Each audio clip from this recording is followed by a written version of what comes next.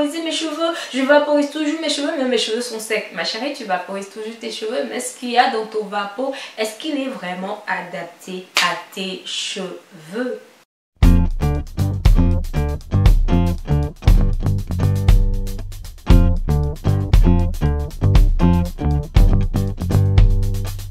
Coucou les chéris, coucou les go 5 étoiles et les gars 5 étoiles.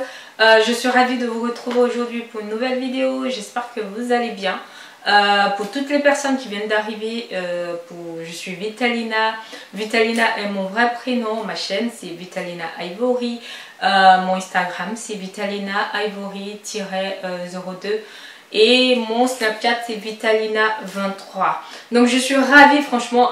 Je voudrais vraiment vous remercier énormément. Vous êtes les meilleurs. Ma communauté est la meilleure.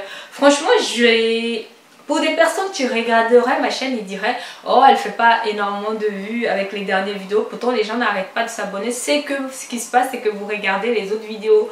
Ça me touche beaucoup. Alors nous continuons encore cette histoire de vidéo, enfin le processus de vidéo que j'avais décidé de faire, c'est-à-dire de permettre à tout le monde vraiment d'avoir de longs cheveux, des cheveux en bonne santé. Et du coup cela passait vraiment que je reprenne toutes les bases.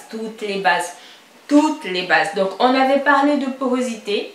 Après la porosité, j'avais donc parlé des méthodes d'hydratation. C'est vrai que j'ai pas fait proprement dit des démos, mais je veux quand même que vous ayez une vision plus large, voilà, que vous compreniez les choses du pourquoi et comment vous devez vous hydrater vos cheveux avant de faire toute démo, voilà.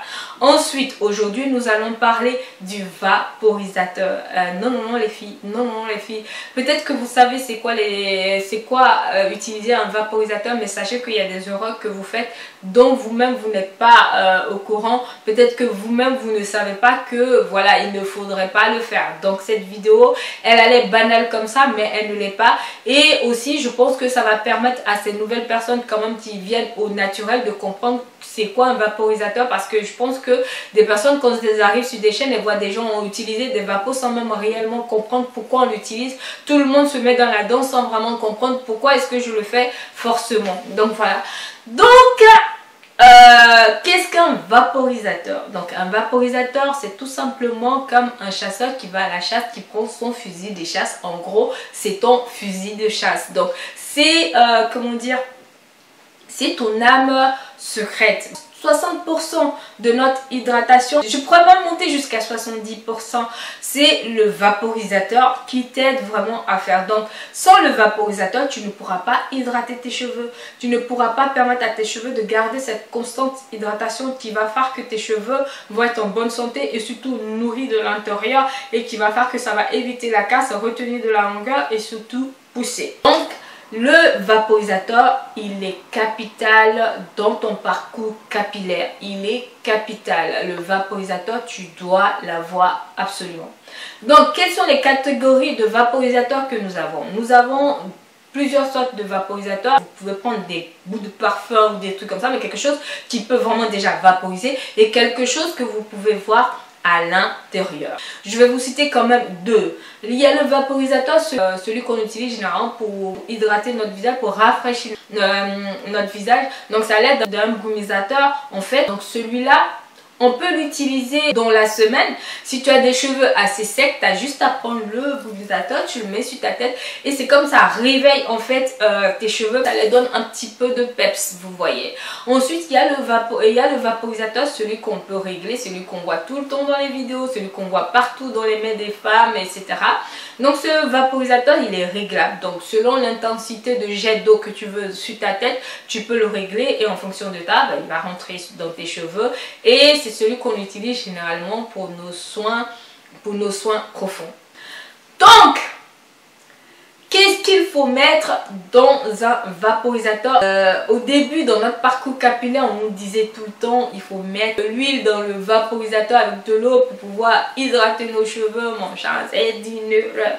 Oui, c'est une erreur qu'on nous a dit, parce que sachez déjà que l'eau mélangée à l'huile, ça se fait pas, tout le monde le sait, ça flotte, ça fait partout. Et parfois, je sais que tellement on voulait que ça marche, on se met à mélanger. On peut mettre l'huile de raisin, après on met l'huile de coco, après je sais pas, on mélangeait, on faisait une sorte de mixture avec l'eau là, se disant ouais ça va hydrater nos cheveux au maximum. Sauf que c'était une erreur parce que ça rendait nos cheveux plats. Et comprenez que quand on met de l'eau, quand on met de l'huile dans de l'eau, vu qu'on a fait la méthode LCO qui est liquide, crème, huile, ou qu'on fait la méthode liquide, huile, crème, ou qu'on fait la méthode liquide, huile, bah, vu qu'on a déjà mis l'huile dans l'eau, c'est comme si on venait mettre encore 2 fois de l'huile dans nos cheveux. Donc dans les deux cas, c'est comme si on alourdissait nos cheveux, on les rendait plats, on les rendait gras pour rien en fait. Et au final, vous allez voir que 2 jours après, vous avez les cheveux secs. Donc les personnes vont dire, ah mais j'ai vaporisé mes cheveux, je vaporise toujours mes cheveux, mais mes cheveux sont secs. Ma chérie, tu vaporises toujours tes cheveux, mais ce qu'il y a dans ton vapeau, est-ce qu'il est vraiment adapté à tes cheveux? Est-ce qu'il est vraiment adapté à tes cheveux? C'est dans ce contexte-là, en tout cas moi l'astuce que moi j'ai environ 2 vapos. Ça dépend de mes périodes. Parfois dans certaines périodes, j'ai 3 vapos. Vous comprenez?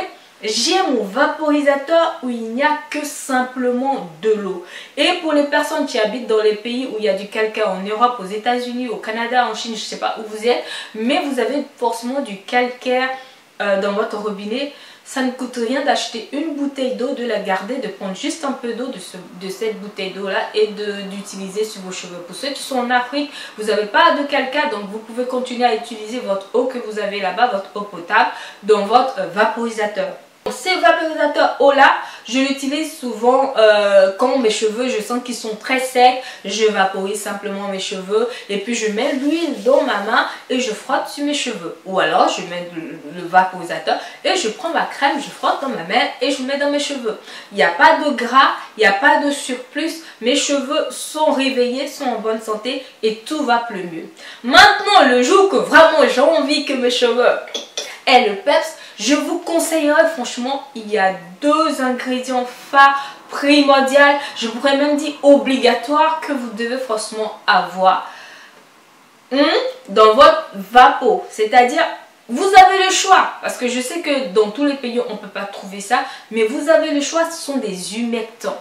Donc ces humectants vont se mélanger à l'eau et vont permettre à cette eau de vraiment rentrer dans vos cheveux et de rester condensée dans vos cheveux. Ces 2 ingrédients là, c'est la glycérine végétale ou le miel. Vous avez vu parfois dans mes vidéos, j'en parle, dans mes recettes, je mets la glycérine ou je mets comment dire, le miel, parce que c'est des humectants. Ces humectants là mélangés à l'eau vont pas vous faire de mal, au contraire ça va favoriser la pénétration des autres produits que vous voulez mettre. Comment est-ce qu'on le met? Donc étape 1, ce que vous avez juste à faire, vous prenez votre humectant, c'est-à-dire vous pouvez choisir, soit vous prenez de la glycérine ou vous prenez du miel. Donc là moi j'ai choisi de la glycérine.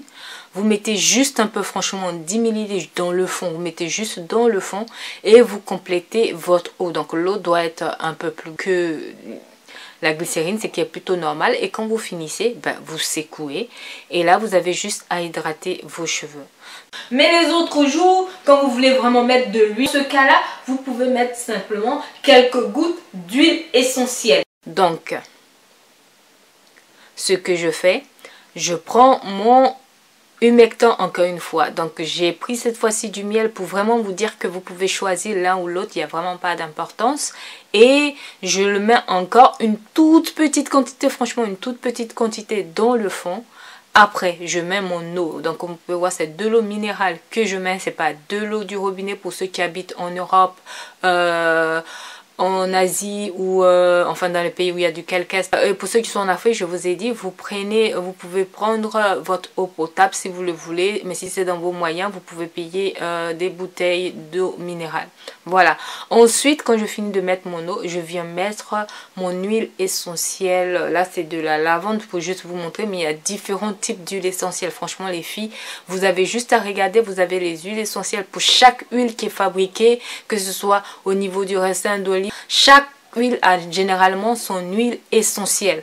Donc vous prenez quelques gouttes d'huile essentielle que vous mettez dans votre vapeau et vous secouez tout et vous avez votre vaporisateur qui est prêt à hydrater vos cheveux. Sinon dans les autres jours, moi j'ai juste mon eau et c'est tout. Mais s'il vous plaît, il faudrait quand même que votre vapeau soit vraiment nettoyé tout le temps. Ok.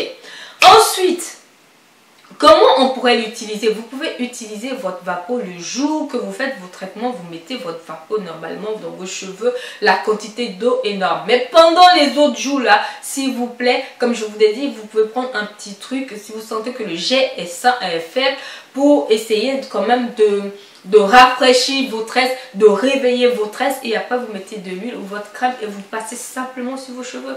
C'est tout. Je vais m'arrêter là. Je veux que vous compreniez les choses. Déjà, vous avez compris que vous avez besoin d'humectant. Parce que je veux pas que cette vidéo soit longue. Non. Je sais pourquoi je veux pas qu'elle soit longue. Parce que je vais faire une autre vidéo. Et la vidéo qui va venir, quand même, je vais vous donner les bases ingrédients que vous pourrez mettre dans votre vaporisateur. Donc, à bientôt pour la prochaine vidéo. Et je vous dis bisous.